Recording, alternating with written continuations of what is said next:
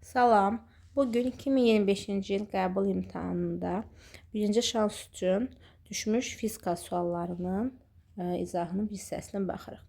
Və nəzərinizə çatdırım ki, birinci qrupa aid olan suallardır. 31-ci sualda deyilir ki, harmonik rəqs edən yaylı və riyazi rəqqaslar verilmişdir. Rəqqasların rəqs tezliyi bərabər olarsa, riyazi rəqqasın uzunluğunu hesablayın. Deməli, yaylı rəqqas rəqs tezliyini yazacaq, riyazi rəqqasın rəqs tezliyini yazacaq. Bunları bərabərləşdirib çatışmayan kəmiyyəti, yəni rəqqasın uzunluğu L tapmalıyıq. Yaylı rəqqas üçün deməli 1 böl 2 pi kök altda k bölü m bərabərdir.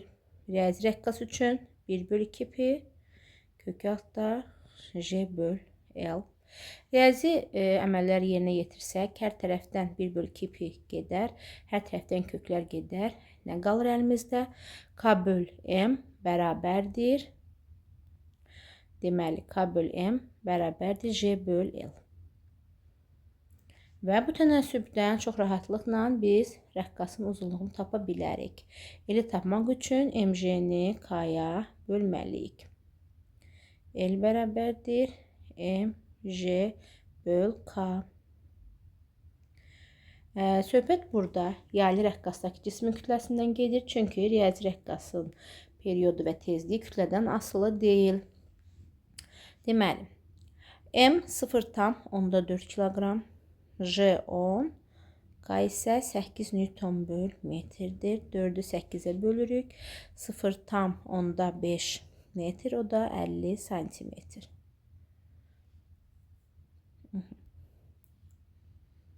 Keçək 32-ci suala.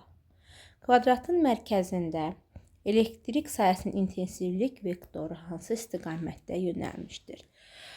Köhnə videolarımızın birində bu intensivlik vektorlarının istiqaməti haqqında danışmışdım ki, bunu qüvvə vektoru ilə qarışdırmayaq. Qüvvələrdə iki cisim arasındakı qarşılıqlı itələmə və ya cəzb etmə qüvvəsindən söhbət gedir. Burada isə yalnız müsbət və mənfi yük üçün intensivlik vektorunun istiqamətini çəkəcəyik.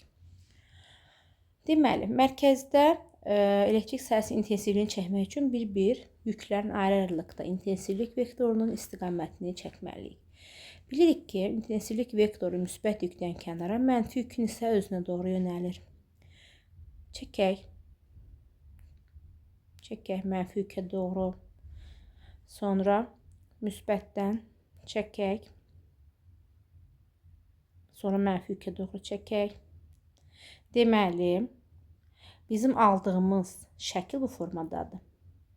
Və biz bilirik ki, yekun intensivlik diaqonal boyunca yönəlir. Paraleloqram qururuq. Həmin paraleloqramın diaqonalı.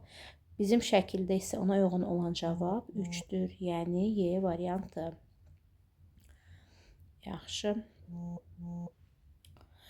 Növbəti sualımız 33-cü sualda deyir ki, maqnit sahəsində çevrə üzrə hərəkət edən yüklü zərrəciyin impulsu azaldılsa, onun periodu və cızdığı çevrənin radiusu görək necə dəyişir.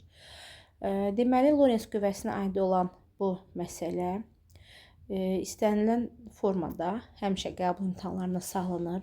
Çox vacib, diqqət olunmalı sualdır.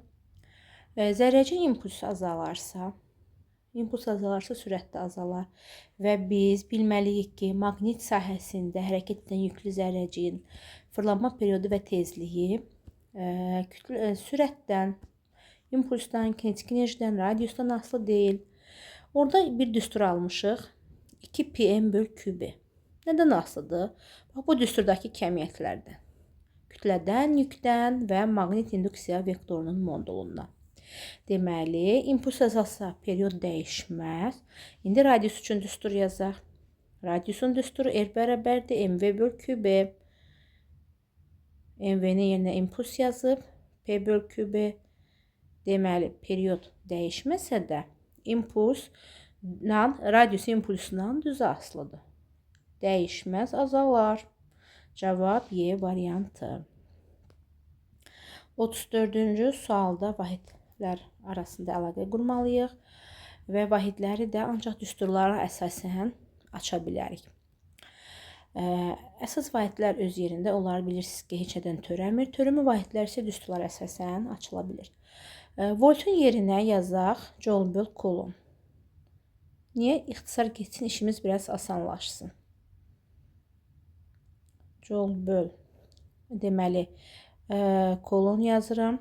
Coulomb yuxarıda özü var idi biri. Bir dənə də kiloqram burada var. Kolonlar gedir. Joule böl kiloqram. Joule'un açılışını biz bilirik ki, kiloqram vur metr kvadratı böl saniyə kvadratıdır. Kiloqram vur metr kvadratı böl saniyə kvadratı. Burada da bir dənə kiloqramımız var. Kiloqramlar ixtisar gedir. Nə çıxır? Metr böl saniyə. Yəni bu sürətin vahidinə uyğun gəlir. Cavab D variantı. 35-ci sualda verilmiş kütləli ideal qaz bir halından iki halına keçir. Hansı mülahizə doğrudur?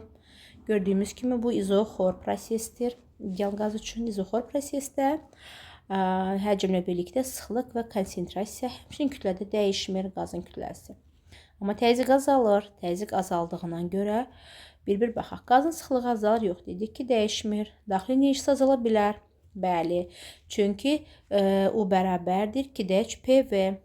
Həcmin sabit qiyməti üçün bu düsturu yaza bilərik. Daxili enerjisi artır, səhvdir. Temperatur dəyişmir, axı bu izotermik proses deyil. Sıxlıq yenə dəyişmir deyə bizə uyğun gəlir. Təzyiq azaldığından daxili enerji azalır. Cavab B. 36-cı sualda eyni cismi müxtəlif mayelərə saldıqda ipdə yaranan gərilmə qüvvələri arasında hansı münasibət T1 böyük T2 böyük T3 verilib? Mayələrin sıxlıqları arasında hansı münasibət doğrudur? Əvvəlcə bunun məntiqi tərəfdən baxaq. Düşünün də hansı mayenin sıxlığı çoxdursa, o cisim daha çox yuxarıda saxlayır və deməli həmin mayədə ipin gərilmə qüvvəsi azdır. Və bizim verilən şərtimizə əsasən ən böyük ipin gərilmə qüvvəsi T1-dirsə, deməli daha çox da artılan cisim T1 ipindən asılmış cisimdir və deməli ən böyüyü T1-dirsə, sıxlıq da ən kiçiyi birinci maye üçündür. Niyə? Sıxlıq azı deyil, daha çox suya batmağa çalışır. Ən böyük sıxlıq isə ipin gərilmə qüvvəsi az olan T3-dədir.